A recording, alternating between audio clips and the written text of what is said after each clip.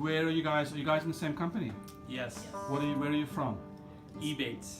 Ebates. How do you spell Ebates? Ebates. Okay. Wind me up and set me down. Me personally, I never even really heard about mob programming. I was familiar with extreme programming, so I was interested to know kind of the differences in what mob programming would bring to the table.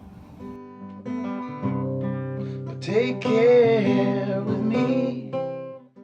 It seems against what traditionally I'm used to. Usually we're working in silos, and we have this idea that that's what makes us the most productive. So breaking that barrier down. Anything you please with me. Well, I didn't know what mob programming was. I heard that it's a bunch of programmers using one keyboard, and that didn't really make sense to me.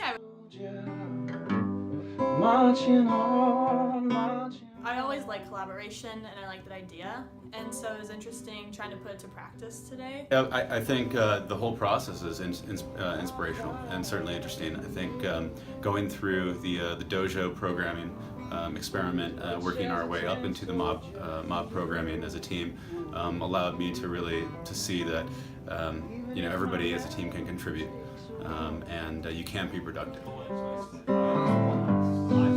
Brave the fray.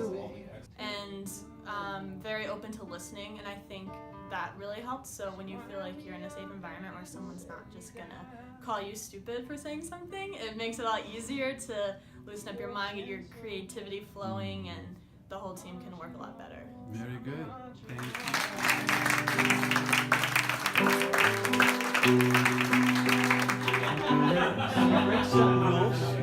We're going to 7 in the morning. This is all the product we're talking about. What's in the code of techniques? This is what the team's job is. This is the company's job with a few needles in the morning. The product owner.